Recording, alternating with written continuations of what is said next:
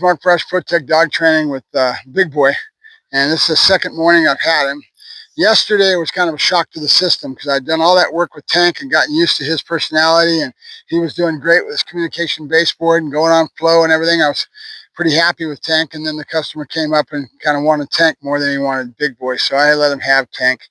And then I took him back in the house and started working and playing around, and I really trying to get an idea where the dog's head's at. And he's a dynamo. He's just into everything, getting into trouble, getting into all kinds of things. His mouth is a lot more prone, biting on things, tearing into things. It's going to take a little time.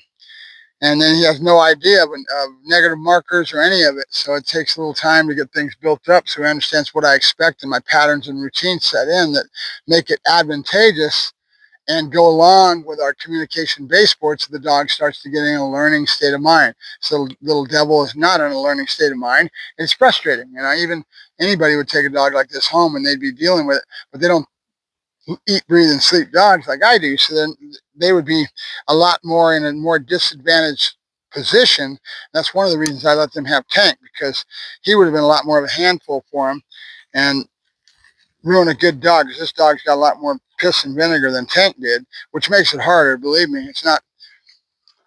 Tank is an easy one. You might as well just, fall off a log and there he is. So I'm getting him used to his hot dogs and that thing. But the biggest thing that I'm doing right now is figuring out where his head's at and what I need to do to deal with this dynamo, right? This little brat, right? Because that's all he is right now. With no communication baseboard, we've got to set it in. Good example of that was yesterday. I put him in the house and wasn't paying attention, and he tittled on my rug 3 different times. And that's not his fault. Keep in mind, the environment they're in a kennel environment. They're in an area that when they need to go, they just go. And that's just part of being a puppy. They feel the urge and they just, boom, they go right there, right? They tittle, they poop, whatever it may be.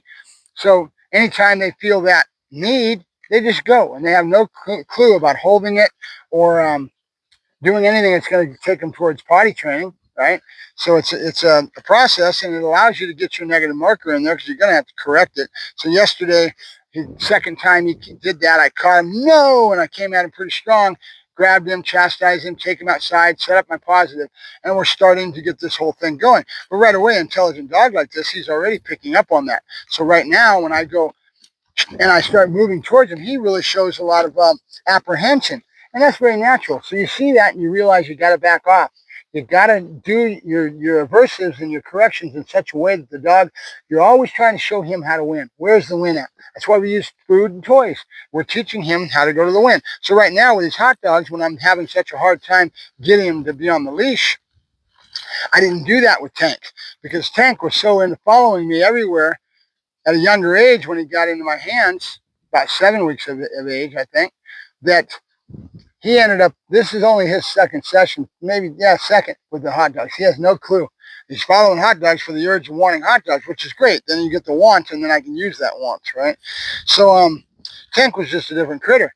And so it was easier for me to deal with it. And I spent the first 2 or 3 days just letting him follow me around because he was in that mood and I could walk. But this little guy, he's independent. He's off wanting to go see what he wants to do, be curious, have an inquisitive nature, and get into trouble.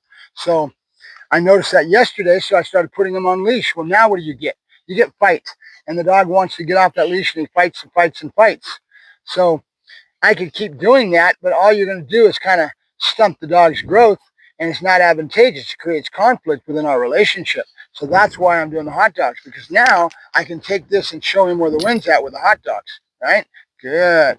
So it's not just luring, it's about what I want to try to do with it to avoid all this conflict created by the dog's nature in fighting and wanting to struggle. And if you start yanking them everywhere you go, again, there's conflict in your relationship. I don't want that to happen. So I want to be aware of it and avoid that if I can. But there's going to be some that you got to have. But at the same time, if you can get a draw for these hot dogs, you're going to teach them how to win by making sure that when you're doing the fight, and then all of a sudden show them a hot dog, oh, that's how to win, right? That's how to get away from all this struggle and fight and discomfort that I'm experiencing when Dad's trying to yank me on the leash and go places, right? So most people would just pick the dog up and carry him, but dog's not going to learn from that, right? He's just going to become a neurotic foo-foo, and we don't want foo-foos. We're working dogs, huh? We're working dogs. Yeah, good.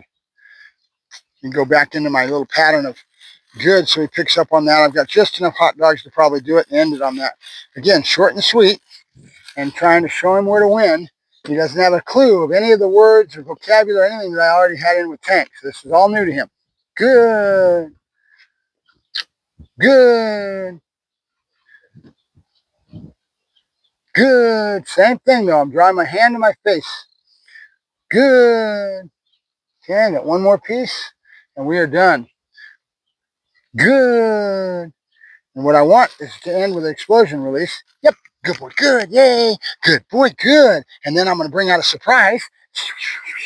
Good boy. Good. Yeah. Good boy. Good. Now I've been sitting there kind of pulling the leash out of his mouth with all kinds of negative markers and things. So now I've got to try to pick this back up to show him that this is what I do want him to bite on. Good boy, good, yeah, you go. Good boy, good, yeah, you go. Good boy, good. That's a boy. Oh, good, good boy. And now he's all pooped out. We're going to have to come at it a little bit later, and I'll come back into sack work by itself.